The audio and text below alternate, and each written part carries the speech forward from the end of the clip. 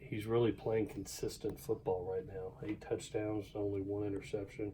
I love how he's finishing games right now. If you look at him in the fourth quarter, I think his best ball is being played in the fourth quarter. And this will be a test. I mean, this will be a 4-quarter game. Definitely, these are two good teams going at each other, and I look to see his consistency keep on going. And this is he put 4 games in a row of doing what he's doing, 8 touchdowns, 1 pick. That's what we need, is to secure the ball and be able to get it to the one-on-one situation to some good playmakers.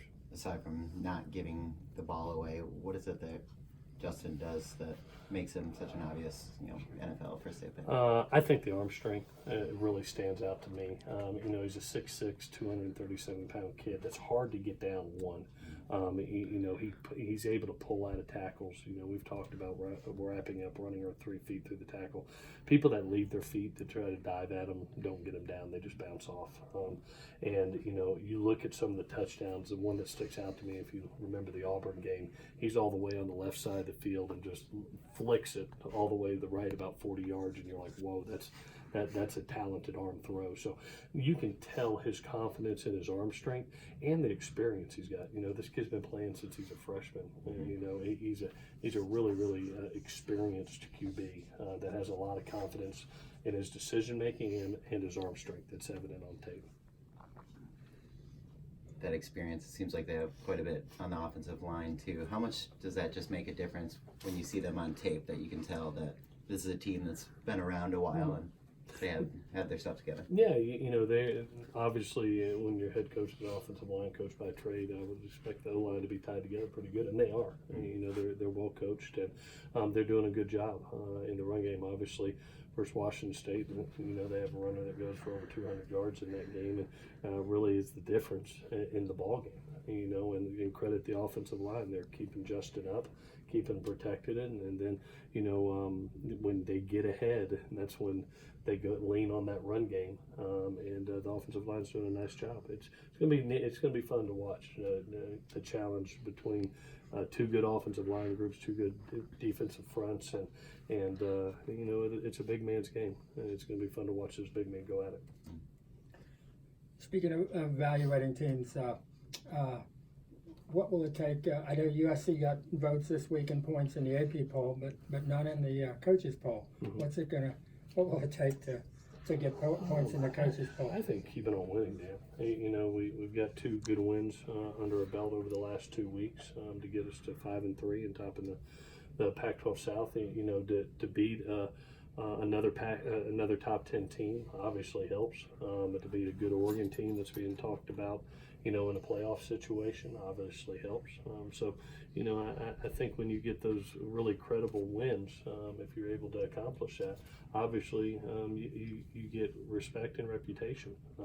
For us, we really, our goals are not to be where we ranked, or our goal is to win a championship, and it starts with the Pac-12 South Championship, and this is a huge game. Saturday's a huge game to take a step towards that. So we're looking forward to the opportunity.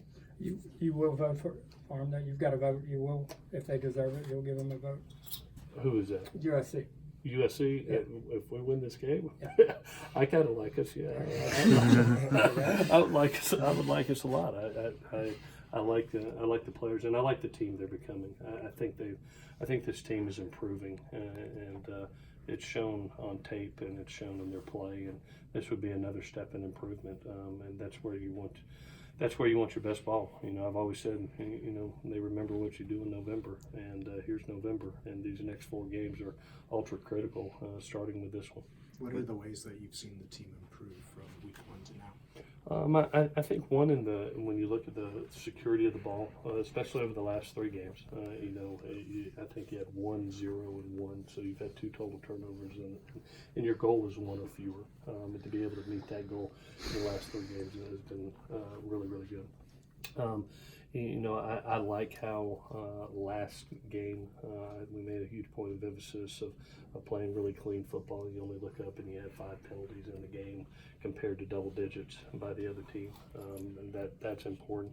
We talked about being explosive, and not only everybody thinks of us as downfield explosion, But in this offense, especially with the coverages that we're getting, it's going to be, hey, catch a dig and then go run for 37 yards afterwards. It's going to be hand the ball off and bounce off a defender and go carry it for a touchdown like Amon-Ra did. It's going to be catch a jailbreak screen like Pitt did and go take it 22 yards.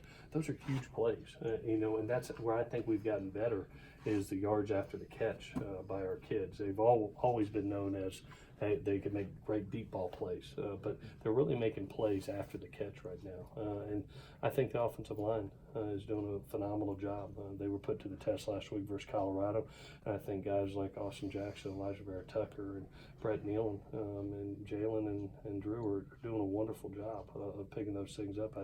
Knock on wood, I think Elijah may be playing as good at the guard position as I've seen in a long time, and especially in the protection standpoint. So I've watched us grow. Now it's time for us to grow a little bit more against a good Oregon team.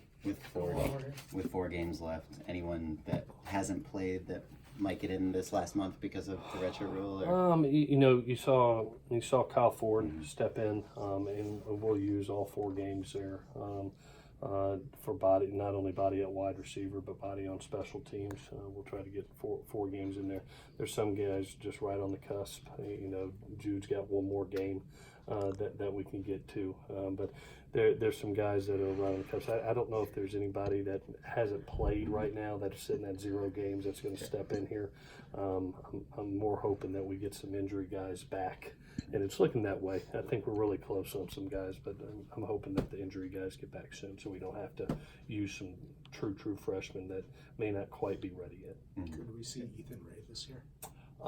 He's getting better. He's not medically cleared to play, but he's out there actually on routes on air and moving and gaining confidence, and his future is really, really bright. I'm proud for him. When you have 2 ACLs and you come back and looking like he does right now, he's got a bright future.